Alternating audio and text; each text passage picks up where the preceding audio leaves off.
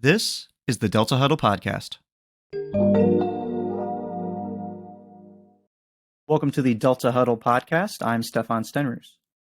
Today's episode is all about building a successful beta program, and more importantly, how to secure buy-in from your stakeholders and the teams around you.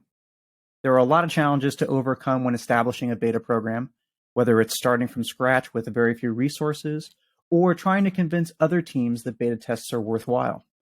It can seem incredibly daunting, but with the right tools and strategies, you can turn otherwise skeptical team members into beta believers. Joining me and our VP of Marketing, Chris Rader, to discuss how to make it all happen is Richard Ball. Richard is a seasoned professional with over 5 years of experience in the beta industry. He has a proven track record of leading and building successful teams at companies such as Fitbit, Anova Culinary, and Peloton, where he most recently served as the director of field testing. Having Richard on was incredible.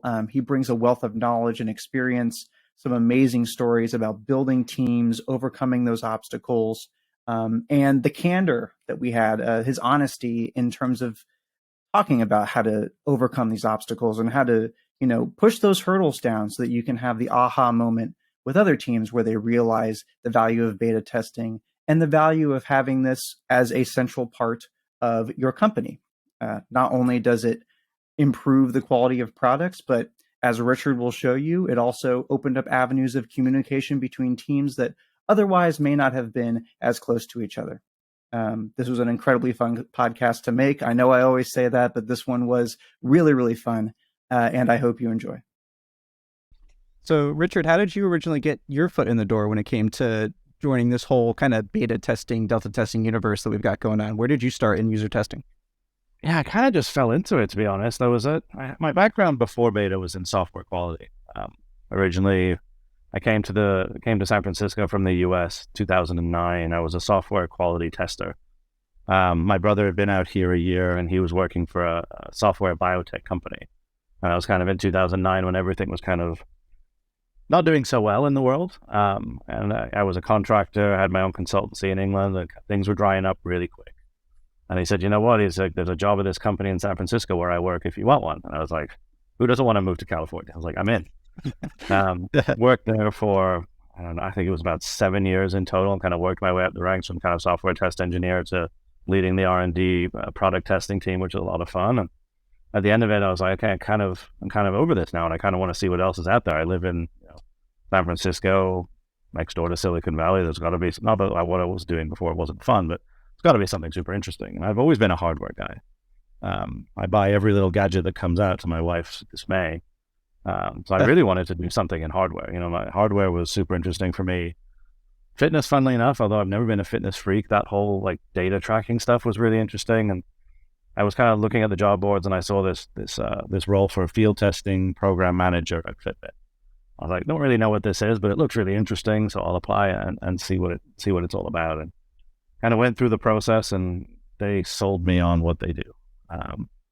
Not just the products and the success that it was having, but the team behind it, the data that they were getting, the ability to talk to customers way before things are actually being sold was something really interesting.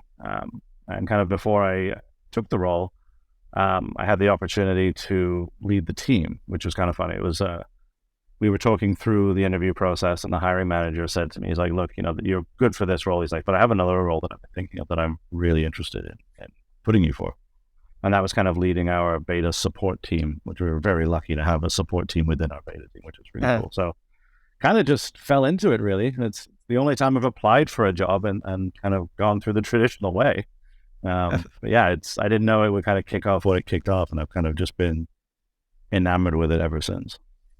When you said that there was it's unusual to have a beta support team, can you like elaborate? What was the beta team doing, and what was the support team doing? Yeah, so we were able to, and it's something I kind of built out at Fitbit, at Peloton as well, was typical beta programs from what I've kind of known them as is the program managers, if you want to call the program managers, whatever they're termed as, kind of do everything, right? They work with the stakeholders, they're looking at the feedback, they're putting it all together, they're doing a lot of the presenting. And I think given the size of the community that we had at Fitbit and just the sheer excitement that people had at that time for the devices we were doing, we had tens of thousands of people in tests. And to be able to kind of pull all that feedback in and look at it, it was essentially, the way I describe it is like a customer support team within the beta team. So the guys and the girls were, uniquely responsible for getting the feedback, talking to the customers, talking to the testers, reproducing issues, analyzing everything, looking at the trends, kind of taking the noise and putting it to one side and going, these are the points that are really, really important, and work with the program managers to then go, okay, we got to go back to the stakeholders with these. So it would allow the program management team to go down the program path and to, effectively run their programs at a high level, while the support team was there in the meat of everything, kind of just going through all the feedback as it was coming in, keeping on top of it as best as they possibly could. Yeah. Definitely feel like there's a scale point, right? Like, yeah, when you need something, like when you say tens of thousands of people responding to feedback, having a layer between someone that's running it all internally and getting all that stuff into the actual like engineering side and the logistics of all that stuff, it makes a lot of sense. And you've been on kind of both sides, right? You've seen the smaller scale and upper scale. One interesting question on that: was that support team reporting, like, were each support person reporting up to a program manager, or like you said, it was they reported up to you, who led the support team, and then you reported to the upper field test program? Or a little bit, it was more of like direct reporting to myself and then dotted lines to individual program managers. So say we had somebody who was working on, I don't know what we were working on at the time, it seems a very long time ago now, say charge 2. We had a charge 2 beta program manager who was responsible for that program. And we would then work with that program manager to assign support analysts to that program for a determined amount of time, and say, hey, you really need some help for the first 3 weeks of the test, because that's, as we know, that's when everything comes through. And then maybe they can say 50% on that one, and they can move 50% into another test. So they can kind of spread their time like that and then move across. And it was, just trying to help them from a support level, build out different processes, build out different toolings that we could use, just to kind of free up the program managers to run the test, right? To build that test out, to run the test plans, to look at what we were going to test and how we were going to present. It's unconventional, but it works. It worked for us. Yeah, definitely a scale point. It's funny, I don't get to hear it too often. Like I understand the language that you're speaking when you talk about that. Like knowing when to pull people on what projects and stuff like that, where you're saying like a majority of feedback comes in within the first couple of weeks. There's a nice hump, and then eventually there'll be an update and you'll see another hump, but like managing those resources at scale is really important. And it's unique as well. I mean, luckily at places like Peloton and Fitbit, that worked. That's not going to work everywhere, right? We were running tests at a given amount of time, at a given point in time, with thousands or hundreds, or as we did at Peloton, people with huge amounts of feedback that they wanted to get, where it kind of made sense. And if it was more of I don't know, I don't want to bash any other product, but not all products would fit that scale. And it kind of just made sense. Like I worked at a couple of other places by myself on it, where it didn't make sense to have another analyst there to do it all. You could do it all yourself, because that's just the nature of the business. Okay. Yeah. And is that what are the different challenges that you've encountered? I mean, obviously Fitbit, it sounded like you had a huge team, support people around you, different managers, et cetera. And then you just talked about going to a team of like one, where it's like, hey, I am the guy running this.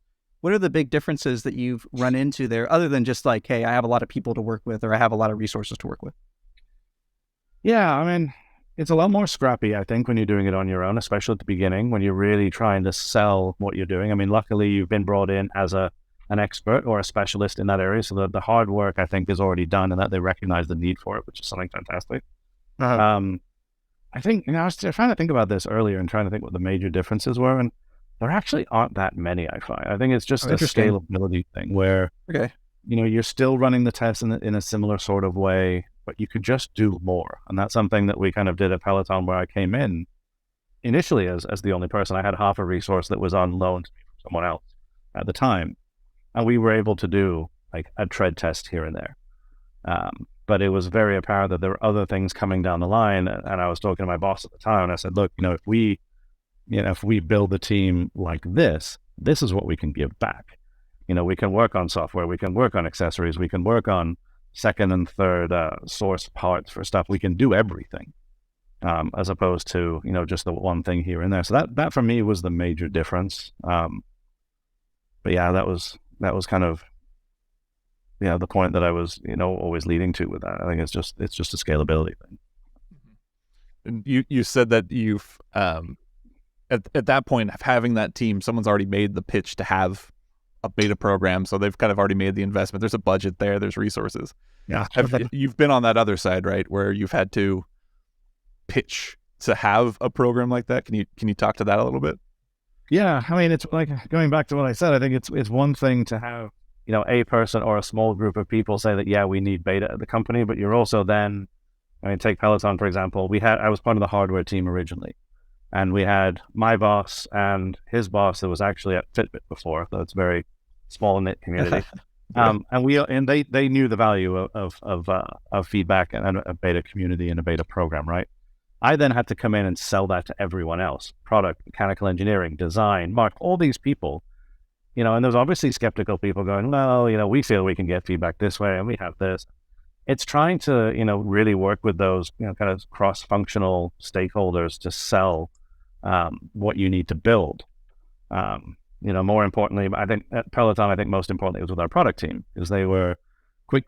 I mean, everybody knows this Peloton story over the last couple of years: scale, build as much as we possibly can. We've got to satisfy all these needs, and trying to then, it always comes across as slowing down the process, right? Because they're always like, well, we're going to test, you need 6 weeks, well, it's going to take time, and just trying to get people on the same page of it's not going to take that much more time if you do it like this.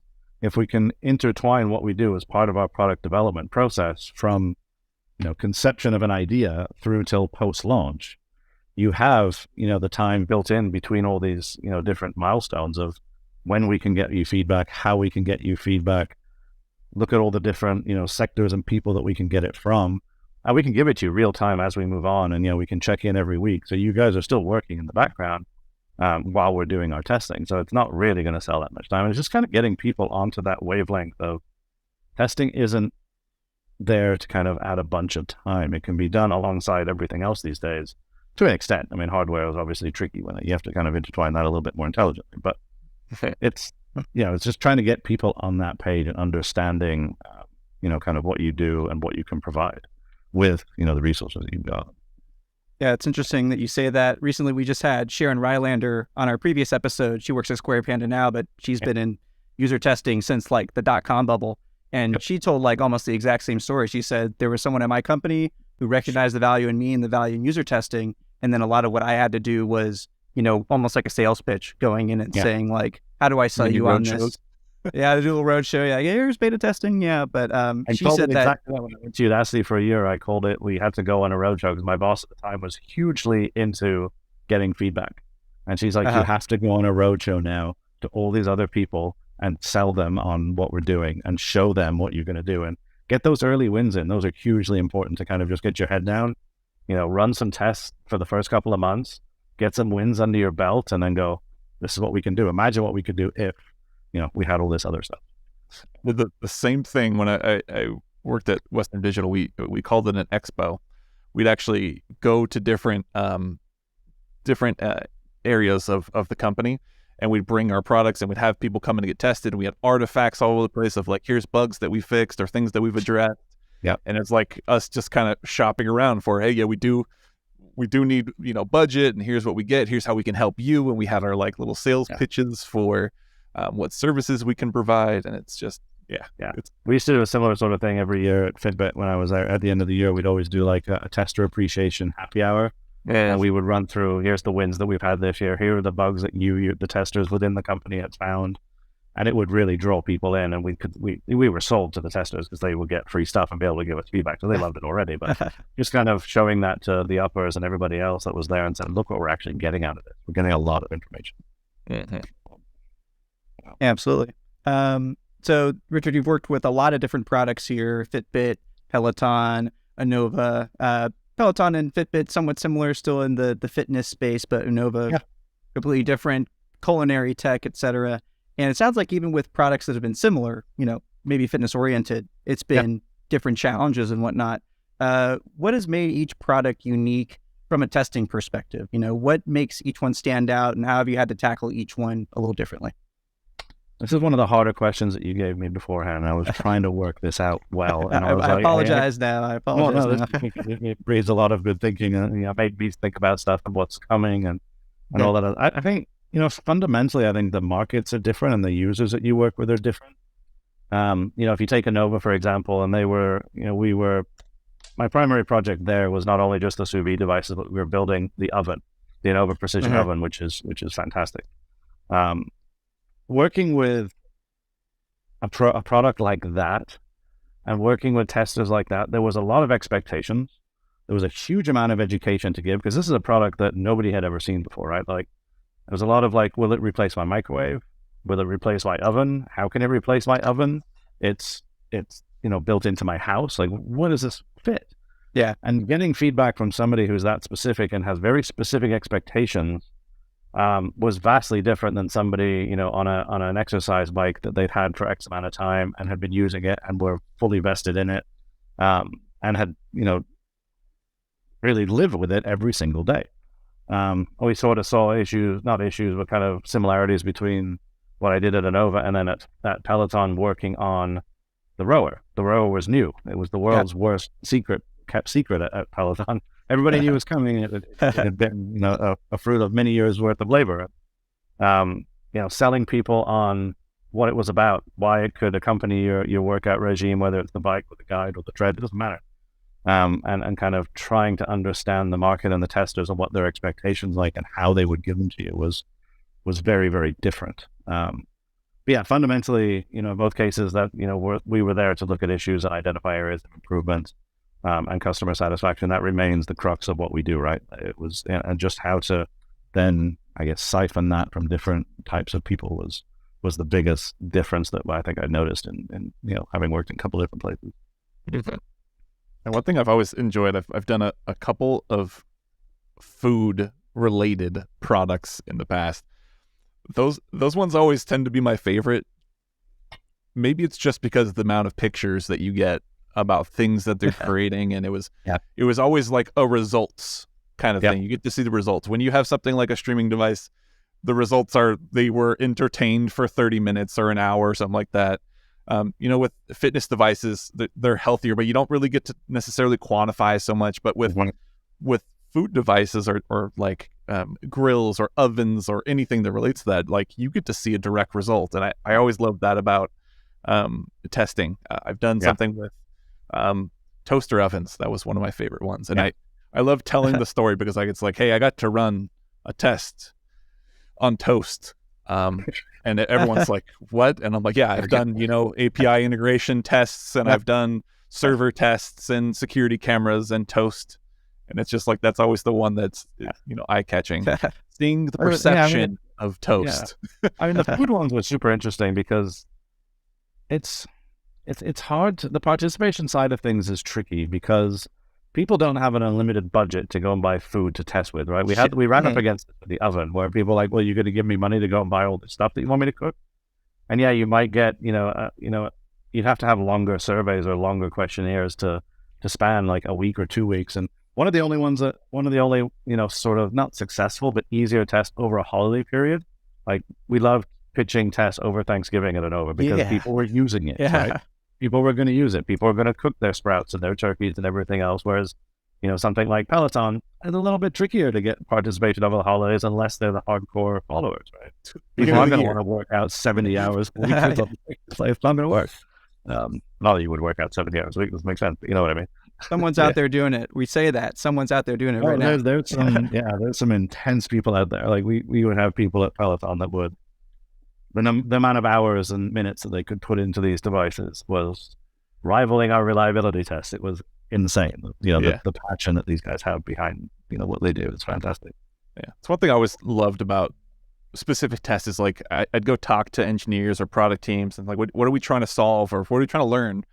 And when they'd come up with questions that related to things that were like more performance and reliability over an extended period of time, narrowing down the audiences that we're looking for that fit that, right? So not everyone is the 70-hour a week workout routine. Not everyone's the I cook 3 times a day for 6+ people inside my oven. There's people that do that, and sometimes you need to have those people on tests. So hearing what your team, what your stakeholders, what they're trying to learn, and then trying to like identify what market within your market, like your little sub segments or personas, fit with that is super crucial to making sure that you get the feedback to solve their needs, and they're even happier when they get those results, right? I'm sure you guys talked about these people are killing it. They're doing so much more than these other teams, and we're not paying them to do all this stuff. It's just they're so happy to be there. Yeah, we would find that it would be really vital sort of early on, like with the rower, for example, that we tested at Peloton. It was largely, I don't say untested, because we did a lot of reliability and stuff on it, in the labs and what have you, but using it with real people, we had to look for people that would commit to doing, a good portion of workouts in a week early on. And those are the people we wanted to target early, because we wanted to get, them through the machine as much as we could.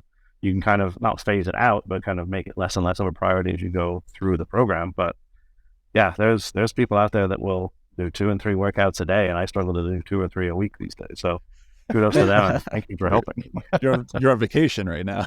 You're coming out of vacations. Yeah. Did you use like screeners, or how would you narrow that audience? Like how would you get those people into a test?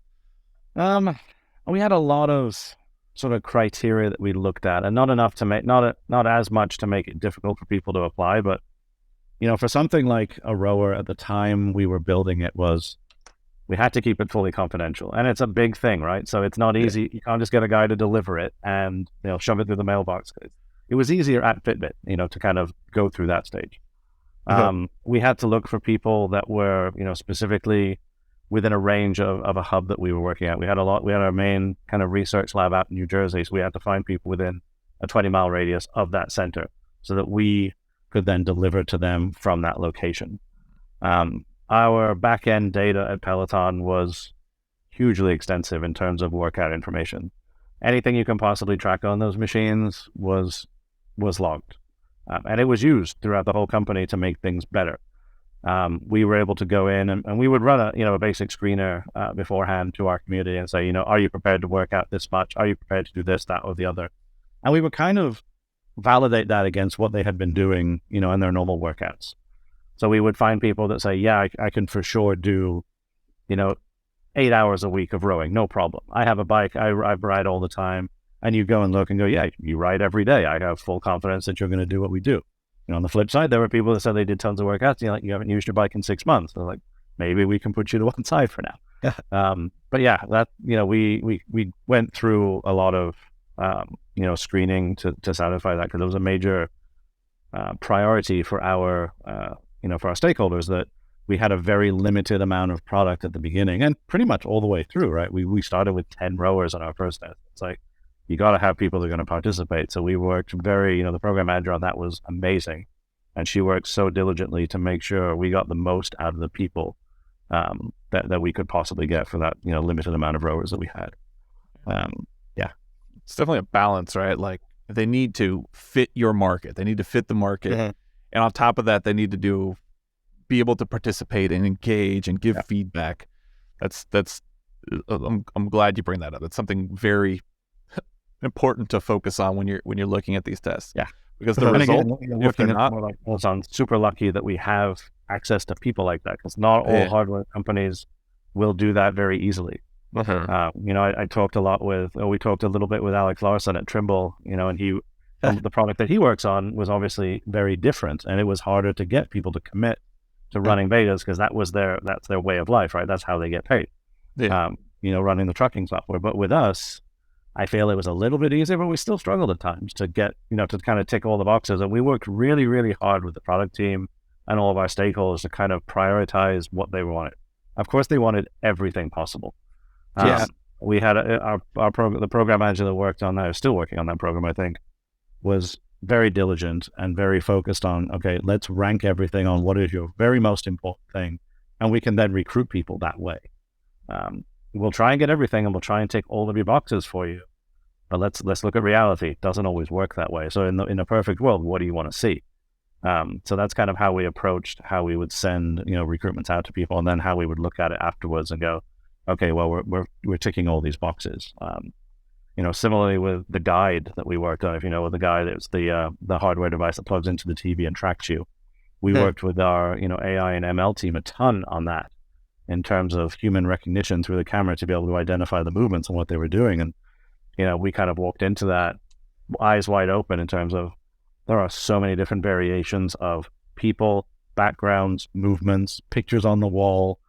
So we had to capture pictures of where people intended to use this device, to see what was behind them, figure out what color clothing they were going to wear, because that might clash with the background. And, there was a huge amount of work went into picking the right people and then, kind of working with them as we went through to make sure that, they're still doing what they should be doing.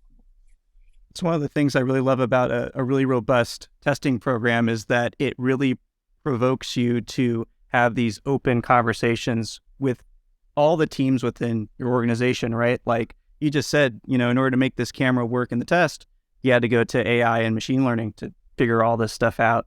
I think that's one of the things that maybe gets overlooked. A lot of people head into a testing program, they say, okay, we need to check a box, or we just need to make sure that it's, fit when it launches.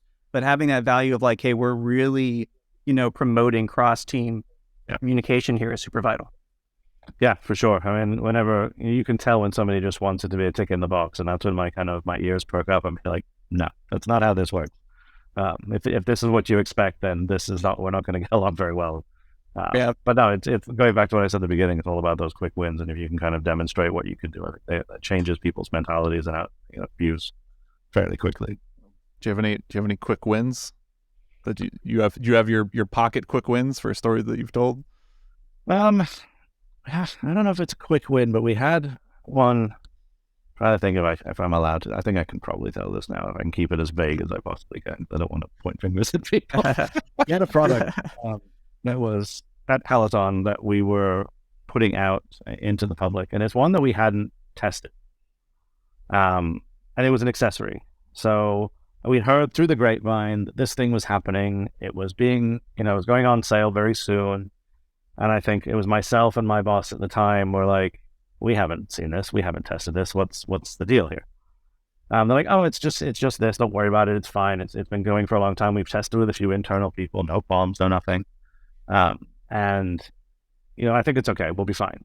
I was like, well, let's find some people and we'll test with you. We have a resource available here to do this. Let's just do this. No big deal. Give us, it's for a pair of shoes. They're like, give us, 50 or 100 pairs of shoes, whatever you can spare. We'll get them on people's feet. We'll test. Tested them with a bunch of people. I think the first iteration we ran, we got some rather concerning feedback from people saying, I don't sit very well. I don't like how they feel on my feet. So we checked the data. We were very confident in the data that we were receiving with the people that we had, resourced to test that there was a problem. Dug into that data just to make sure we were 100% right. And then we kind of took it to, my boss and the uppers, and we're like, we have a little bit of a problem here. This is what's happening. And we had to go through many rounds of people questioning, our validity, right? In terms of, are you guys sure about this? Did you test with these people? Maybe they're just a bit complaining or this, that, and the other. And it's like we had, it was the program manager on my team who was running it was amazing to have everything in her back pocket that anybody could possibly ask about, right? We had everything. We were even on calls with the co-founder and COO who was like, what are we doing here? We're supposed to be shipping these. And it's like, well, we've got these problems. Here's what they are. Here's what we can do to fix them. After that, I think that got us on the map pretty quickly. And people were very much like, oh, this is what you guys can do. And, even something as innocuous as a pair of shoes, for example, should be, fairly rigorously tested. I mean, that's a huge part of the experience, right? So I tried to keep it vague, but obviously it wasn't very vague because it's hard to explain. But yeah, that was kind of it wasn't a quick win, but it was an early one for us that it's a story I tell a lot because I think it's kind of very indicative of the whole beta realm, right? Where people are like, it's fine, don't worry about it. We threw it on a few people's feet pre-pandemic within the office. Everybody loved it. It's like, of course they're going to like it. They're employees. And they probably sought you out to test the shoe because that's something they wanted to do. But once we get it on people of, varying width and length and all that other stuff, it was, it's very quick and apparent that there was work that needed to be done. And we fixed. fixed. But yeah, we did some workarounds and worked with marketing and all the other teams, mechanical engineering and stuff to kind of fix it and put it out into a market that was largely receptive of it, which was nice. Yeah, I've one thing that you explained that stood out to me was we were talking with the previous guest. His name is Javad. The validity check is always one of my favorite things. I've been in beta for a while now. My favorite one is, are these the right users? These aren't the right this doesn't look like our customers. Our customers wouldn't say that, right? And you got to go do your due diligence and like say, here's who we recruited. This is what they look like. And they start poking other holes and trying to find a way to just disprove, right? I don't want to have to do more work because I don't believe your data because it's saying either my baby's ugly or my baby's broken or something. And it's just, we were just kind of joking around about that. And it's like, that's a thing in our industry. It's like you bring up a problem and you're just kind of using the voice of the customer to say, hey, dev team or product team, UX team, this is the feedback coming back from people. We asked you who you wanted on the test. We got your persona and your segments, and this is how many people, and this just the validity rundown. I felt it as soon as you said it. I'm like, oh, yep, been there before. Yep. And there are even further tests after that where they were like, well, let's try this. What about if we do this? Do you think sometimes you just got to pick your battles, right? Be like, cool, we'll do that. We can do it. And then you give us another 50 pair of shoes, and we can put them on those people's feet. And I'm not speculating that the results are going to be the same, but been doing this a while. I feel that it's worthy to at least kind of quote unquote prove your point. And go that route. Luckily, it was Yandara. You guys know Yandara well, probably. Who ran that test, and she has been doing this for a very, very long time. Is the best out there. So she was prepared for all of these conversations with very high level executives at a company she had joined, I think, a mere month before. We were very prepared for the. You sure this is right? Or what about these people? Did you do this? And she was bang on with everything. So it was fun. It was not fun at the time, but it's fun to look back on now and talk about it. Absolutely. You guys have the experience. Now I'll pose a question. You may not have the answer offhand. What advice do you have to someone that's running into that? Someone that is presenting an issue that they found in this test, and a product UX engineer is coming at them. What advice do you have? Especially talking from a manager, what do you tell your employee? I'm very I split my response into trust the data, because data is not everything in what we do, right? People talk a lot about data these days and how important it is. And don't get me wrong, it's hugely important. But in doing what we do, it's the customer sentiment and the customer experience that is massive. So in addition to providing, here's the data that we got, X% of people said this was an issue. We also then broke it down into, here are some comments from people. And I think once you start getting comments that have a similar theme to them, which is essentially what we do, right? People start looking at it and going, oh, I get it now. So once you start hearing people complaining, like, it made my foot numb, it made this happen or made that happen, whatever. And then I think, because people can kind of understand that experience more than they can numbers. I can anyway. I'm not a numbers guy, and I'm not really a data person. I'm not an analyst. I'm very much a sentiment kind of person. And I think, as long as you can rely upon your data, knowing that you have, the right, kind of end value for who you're testing with, plus some, sort of customer feeling and experience, I think that goes a long way to helping prove your point. And there will be instances where people don't want to listen to it, and they'll push forward and they'll learn the hard way, because it happens. And I luckily have not had that happen to me, but I know it happens. Like, there are products out there that clearly haven't been through testing before, and you're like, this is dumb. Let's do this. Nobody ever told them it wasn't. Or somebody might have done, and it went forward anyway. But that's kind of the thing that I would tell the team is trust in the data that you're getting, and trust in what you're hearing from people. We know we've got the right set of people. We know we're asking the right questions. Trust what they're saying. And I think once everybody was behind that, I think it made those meetings as awkward as they could have been at times. I remember I was in the car on my way down to vacation in Paso Robles, and I was on the phone with very high-level executives, the CTO, the COO and co-founder, trying to make the point of this is what it is, right? We have the right people. There's little conversations like that stick in my mind. Yes, at the time it was awkward, and I had my mother in the back of the car listening to all this stuff. I'm like, really wish we didn't. You guys, I feel confident in what we're doing. I just feel less confident in my actual situation of being in a car trying to do this with. But those kind of things stick in your head. That's definitely good advice. I love the flavor of what you're explaining is using something like a percentage, something very quantitative. This is the number of people, so you're showing impact, and following up with more qualitative things and stories, right? The comments that are coming through, because it adds more to the reliability of the data that you're element, showing. Right? It brings in that kind of more, like this is the real user and this is how they feel, rather than like this is just a number on a dashboard somewhere. Yeah. And I think getting is it's kind of not specific, but even if there were multiple problems, right, or similar problems, kind of focusing on the top one or two things.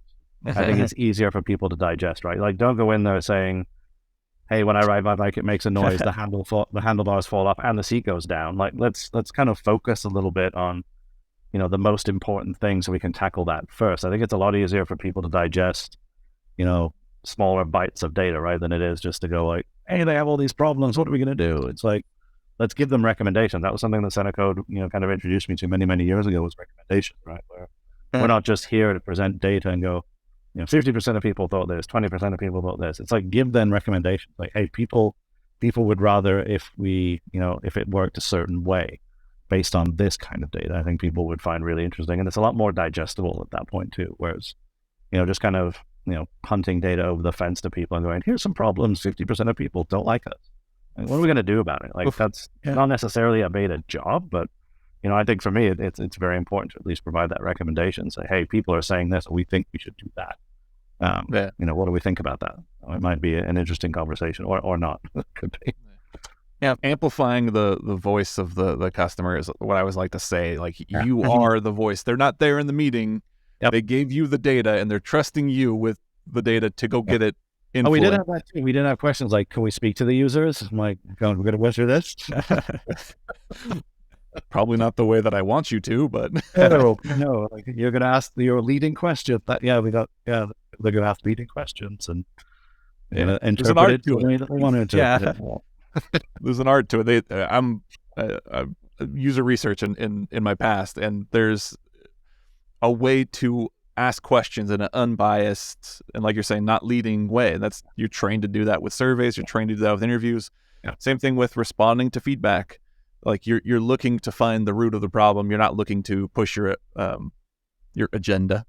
Yeah, exactly. Into shaping the data to something you want to see or don't want to see. Yeah, it's very time consuming. It takes a lot of meetings, a lot of conversations. But I don't have patience in life, but I do with things like this at work. I can get through it relatively easily if it's something that we believe in and we're behind. Like, it does take a lot of patience. Patience is a big thing in beta testing, especially when you're trying to establish a program or make a very difficult point, or really give some very difficult feedback to people.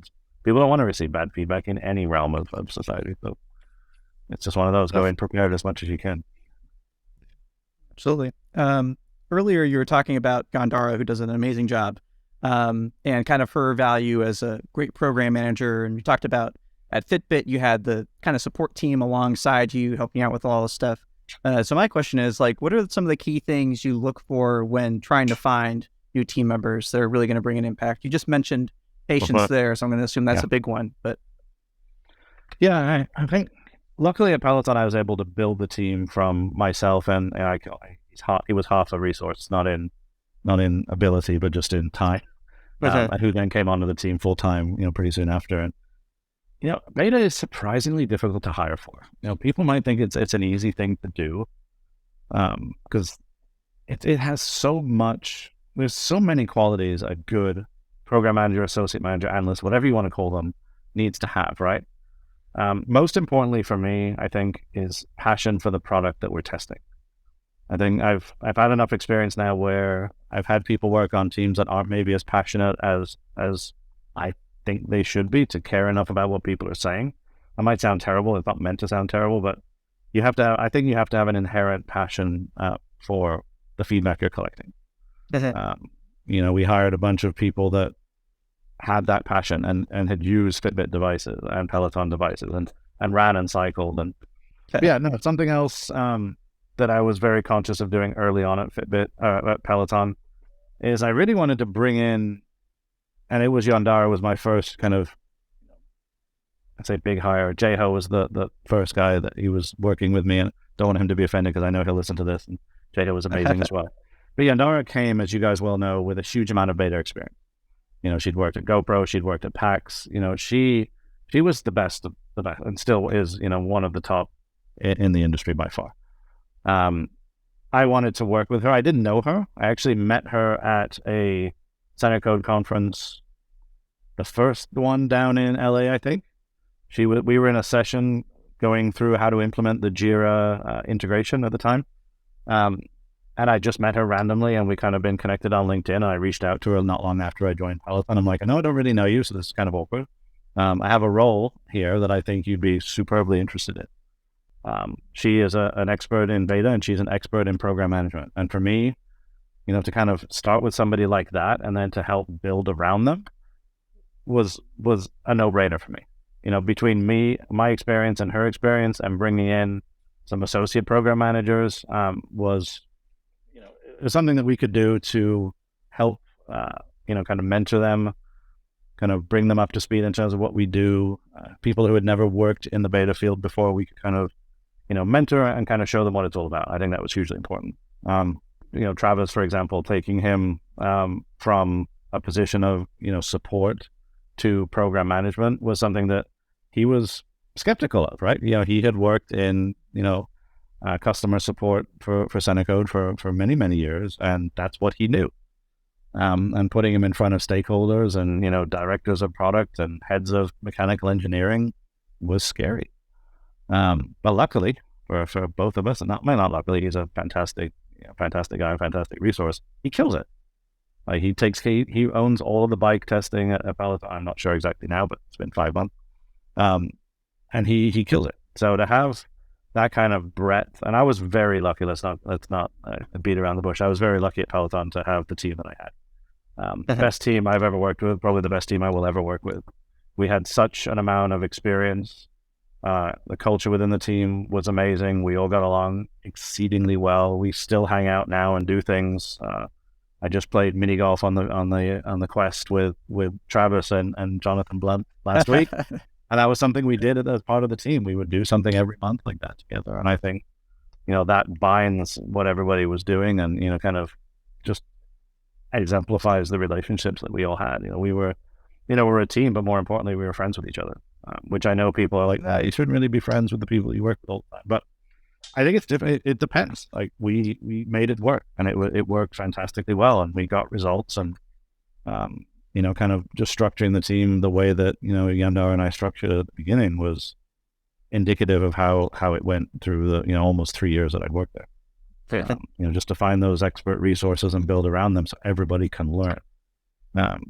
Helps with, the more junior people that were there maybe 2 years ago who aren't so junior now.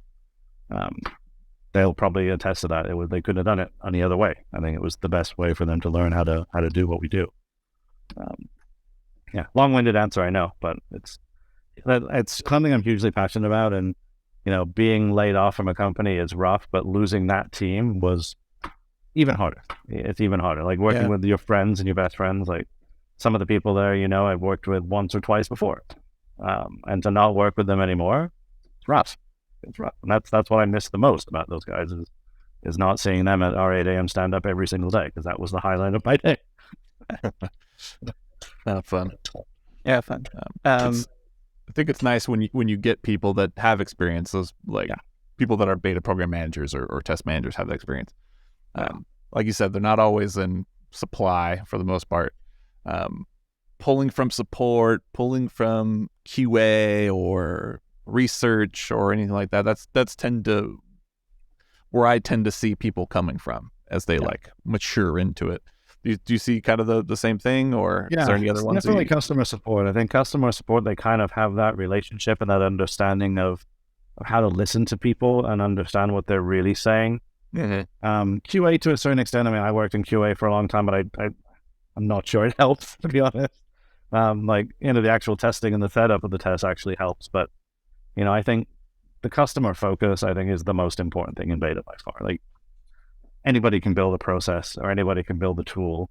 It's all about that connection you have with your customer and understanding what they're trying to say. Because without that, you can have the best process, you can have the best test plan in the world, but without the right people and dealing with them and nurturing them and working with testers, you're out of luck. You're not going to get the result that you want. Yeah. But yeah, we had a couple of people on the team. I mean, we were actually part of customer support in Fitbit.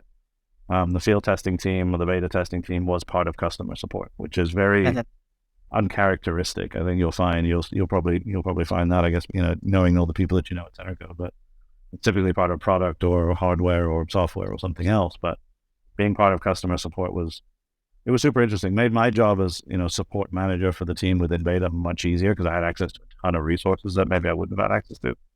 But yeah, find a lot of people come from there, and I think a lot of our, high performers that hadn't worked in beta came from customer support.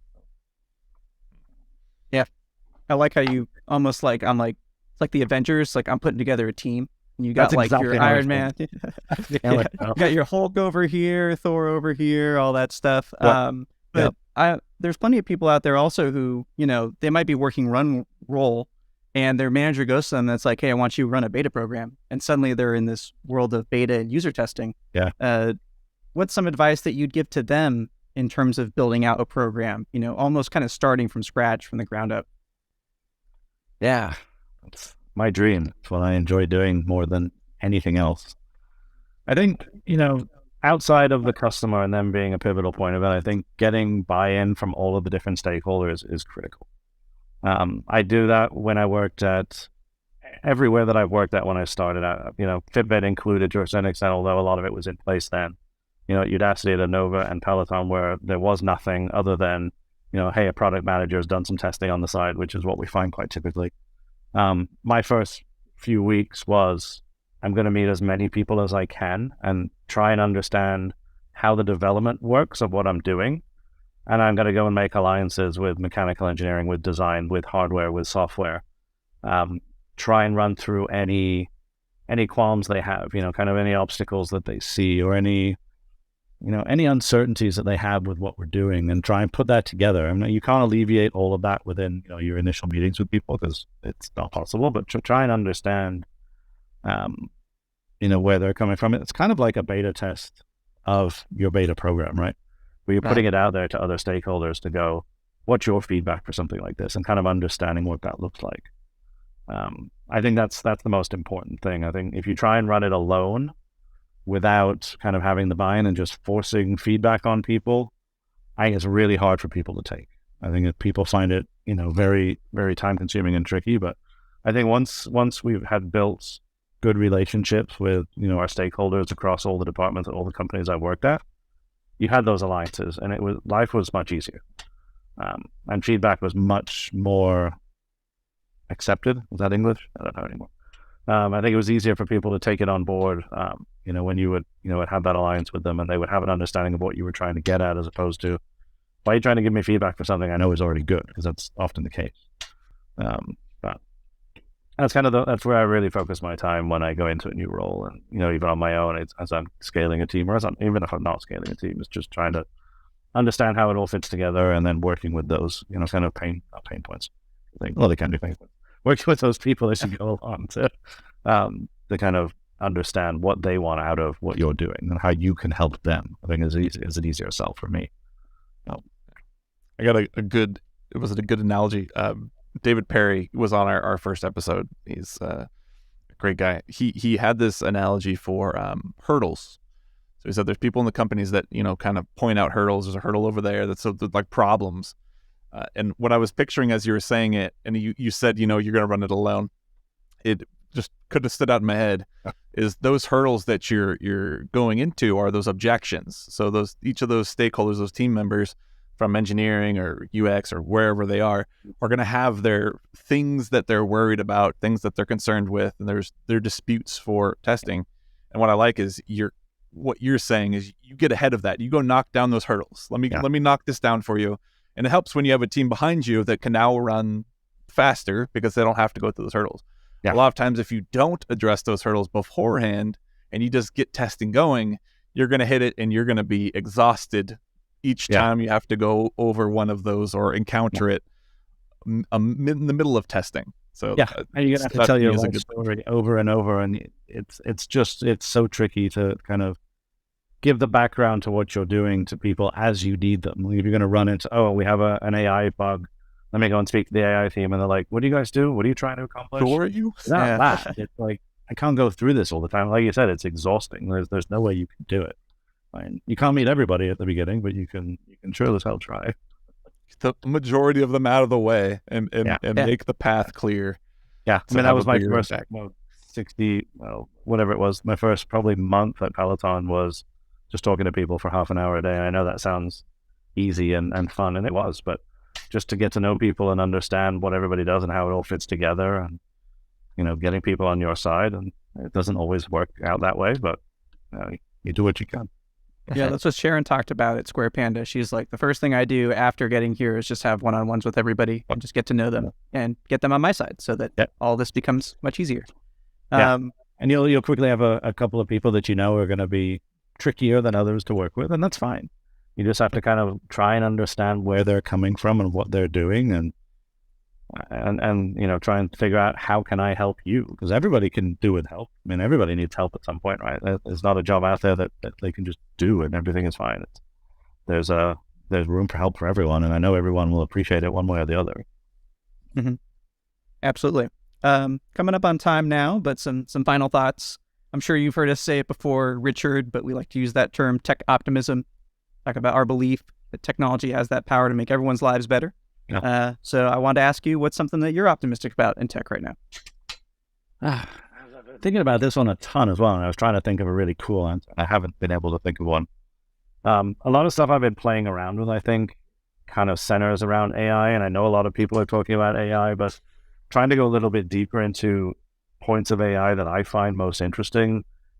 I've been playing a ton with ChatGTP recently with, the AI-powered assistants, just as I've gone through interviews, for example, with different companies, trying to, have an interview with an AI-powered assistant is super interesting. And it's something that I was like, this will never work. But just to, hear all the different pieces of feedback and how it interacts, I think the way that it can be used to, kind of make life better, as opposed to, and I know there's a huge conversation right now in education where, teachers and education people are thinking this is a cheating tool as opposed to a research tool.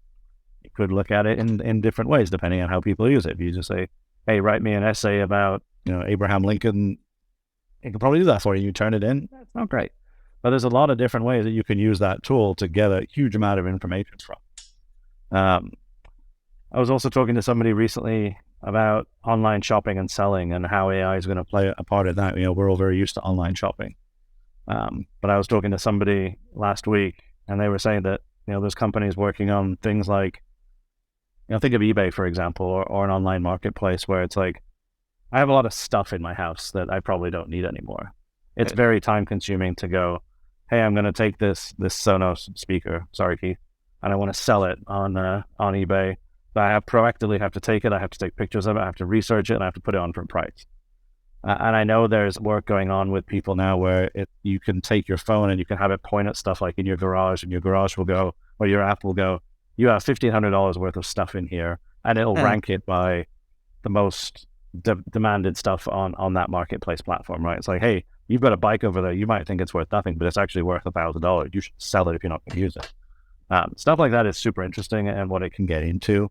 I know a lot of people talk about autonomous vehicles. I'm a petrol head, so I'm not really into autonomous vehicles at all. Same here. You have an electric car that's not autonomous, and it's great, but I think it's great for efficiency and what have you. But as a petrol head, it's not for me. But that and robotics as well. When it comes to AI powered robotics, I think it's super interesting, and just I think a lot of people are scared of it, which is why a lot of this gets a bad rap at the moment, because they think it's going to take over and do all these other horrible things. But I think when people start to think about how it can like enrich your life and just the mundane, seemingly mundane things you do every day, and how it can just, free you up to do so many more, cool things and spend time with loved ones and do all this other stuff. If you can have your phone sell all your stuff for you so you don't have to do it, it's super interesting to me. I just love reading about all the different ways that it can be used. Like user testing, we just need that aha moment, and then suddenly all those hurdles are off to the side and we're off running. It'll come, I'm sure. Yeah. Well, Richard, this was an awesome conversation. Thank you so much for coming on. I mean, just so much knowledge. No, thanks for having me. Fire hose. Yeah. Waffle too much. I'm used to. I'm English, so we waffle on a lot. just talk about it a little No, we appreciate a proper chin wag here about beta testing. So there you go. Well done. Thank you so much. Thank you for listening to the Delta Huddle podcast. If you enjoyed today's episode, follow us on Spotify, Apple Podcasts, Google Podcasts, and Audible. And for more information about how to leverage Centercode for your next user test, head to centercode.com. We've got plenty of resources, ebooks, and more to help you get started. Thank you for listening, and we'll see you again soon. Happy testing.